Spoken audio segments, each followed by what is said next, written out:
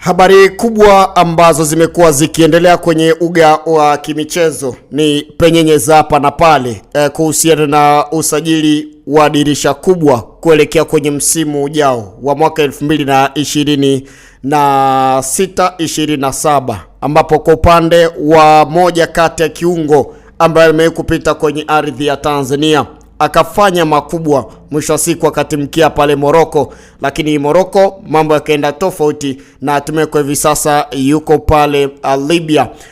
Huyu si mwingine ni Master Key. Aziz Ki ni mchezaji ambaye alikipiga vizuri kwenye ardhi ya Tanzania akiwa na wananchi Young Africans. Story kubwa wiki hii ni kuhusiana na mwamba Aziz Ki. Hahitaji tena kuendelea kukipiga pale Libya. Hana amani.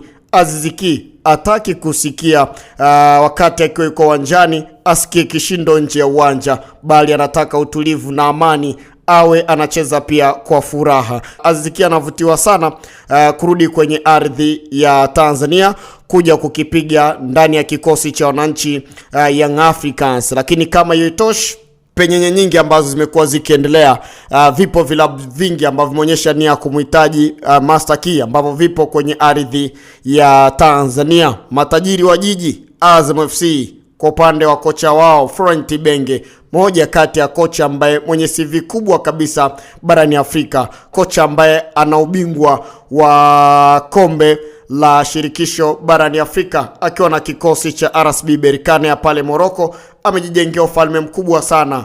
Kumbuka aliwahi kuwa kocha wa timu ya taifa ya DRC Congo akiwa nao kwa muda mrefu na akifanya vizuri kwenye kikosi hicho. Sasa kocha huyu anavutiwa na huduma ya Aziz Ki, anamhitaji Aziz Ki ndani ya kikosi cha Azam FC. Je, viongozi wa Azam FC wanaweza kufanya jitihada kuhakikisha kwamba huyu kiungo fundi anatua kwenye kikosi cha Azam FC ama la?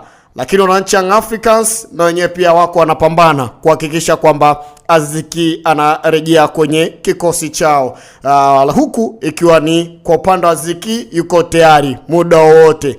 Ugumu uko kati ya Young Africans pamoja na klabu ambayo inamiliki Aziz Ki ili kuweza kuvunja mkataba na mwisho wa siku Aziz Ki aweze kurejea kwenye ardhi ya Tanzania. Lakini pia napenyezewa kwamba wekundu wa Msimbazi Simba na wenyewe pia wako mbali, nao pia wanavutiwa na saini ya Aziz Ki. Mwisho wa siku mambo yatakuwaje? Ni moja kati ya penyenye ambazo zimekuwa zikiendelea kwenye uga wa kimichezo zaidi, na ni story kubwa kwenye masuala ya kimichezo kwa wiki hii. Lakini pia penyenye nyingine ambao tunaweza tukakupenyezea hapa ni kuhusiana na Shomari Kapombe, Baba Esther, beki wa pembeni, beki nambari 2, beki wa kupanda na kushuka, ambaye anakipiga pale mitaa ya Msimbazi na amehudumu hapo kwa muda mrefu kabisa akitokea kwenye kikosi cha Azam FC.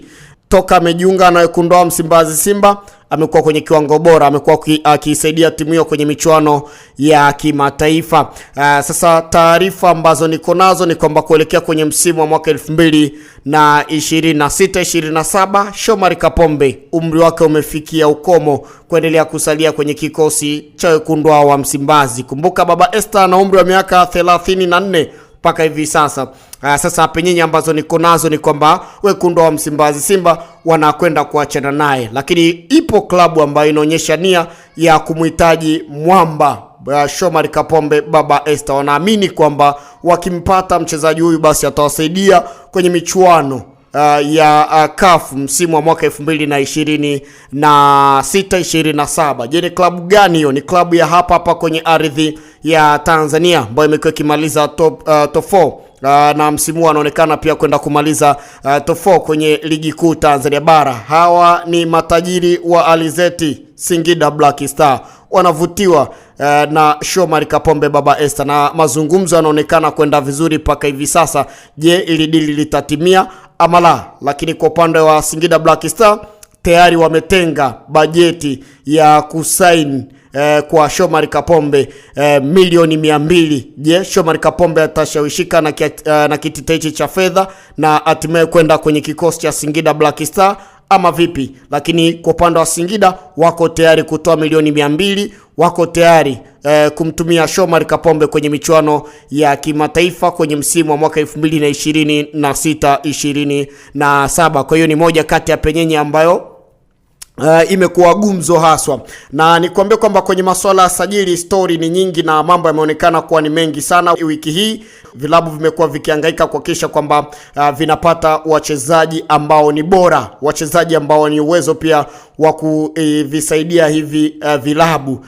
Sasa kwa upande wa Young Africans wamekuwa busy, lakini pia kwa upande wa Wekundu wa Msimbazi Simba na wamekuwa wako busy kuhakikisha kwamba wanapata wachezaji wazuri ili waweze kufanya vizuri kwenye michuano ya ligi ya mabingwa barani Afrika. Kumbuka weekend iliyopita tuliweza kushuhudia Simba wakihusishwa na Bakari Msimu, ambapo ni moja kati ya mchezaji ambaye ana umri wa miaka 18 ambaye yuko pale kwa Agosi wa Kaya, na dili lilionekana limekwenda vizuri na Simba wamemaliza kibingwa zaidi, na mwamba Bakari Msimu atakipiga ndani ya Wekundu wa Msimbazi. Huyu ni moja kati ya mchezaji wa kizao ambaye ana kiwango bora haswa, atakipiga mitaa ya Msimbazi msimu wa mwaka 2026-27 kutokana na namna ambavyo penyenye zinavyozungumza. Lakini dili lingine ambalo limekaa vizuri ni pale mitaa ya Jangwani kwa upande wa wananchi Young Africans.